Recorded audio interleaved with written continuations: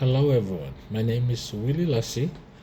I'm from the Solomon Islands and I'm a UU114 student. This is my essay presentation. Today I will be present on my essay on good governance and development. My essay looks at whether good governance is really the key to solve challenges in the Pacific on development and poverty. First, we must understand what it is. According to Adejumo, governance is a complex concept with no precise meaning. However, international organizations such as UNESCO use 8 pillars to define it, such as transparency, accountability, and the rule of law. My research asks if our schools, universities, and governments follow these 8 pillars, will it actually fix poverty? Or are we missing a vital piece of the puzzle? My essay focus area is on 3 points. First, how these pillars work in real life. For example, at USP, students have a voice through the USP essay. In government, we have committees that check how tax is spent. Secondly, I will argue that the governance is often just a requirement for countries to get aid money. I will compare the Pacific and Nigeria to the East Asia model to show that there are other ways to develop that don't just follow the Western model. Thirdly, I will argue that for development to last, the system must integrate with Pacific culture and traditions rather than just follow foreign ideas. Now, according to the core readings, I found 4 main ideas. Conflict of lenses. According to Adejumo, in places like Nigeria, people often do not fear state laws. They fear their ancestors and spiritual laws. If we ignore what people actually believe in, the system will fail. Number 2, power structures. In Nigeria, according to Adejumo, many political positions are driven by money and not by leadership.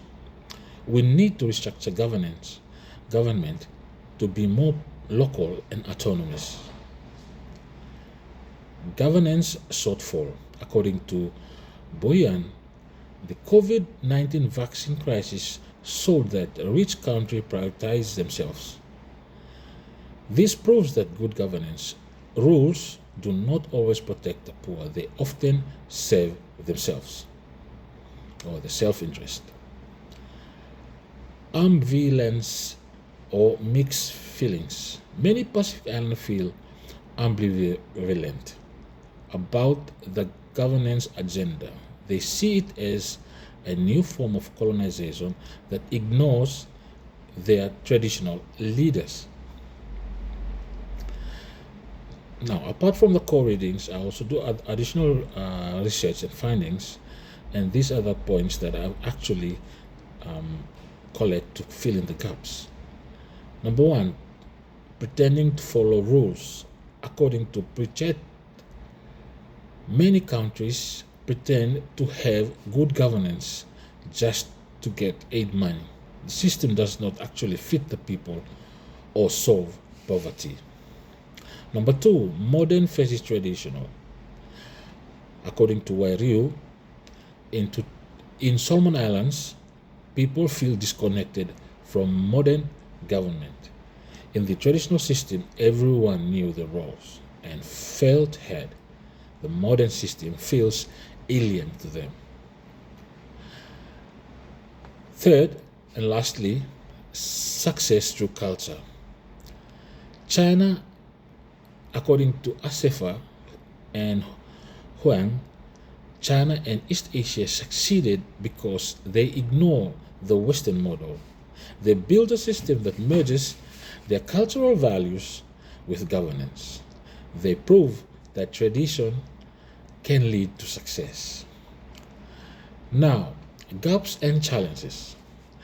I still need to do research on how can practically merge both modern and traditional systems. For example, Samoa legally recognized some councils, recognized village councils. I want to see if we can design a specific system for the Pacific that integrates culture and traditional governance. Finally, my personal challenge is balancing a very busy schedule, as I am currently working and studying at the same time. Thank you for listening.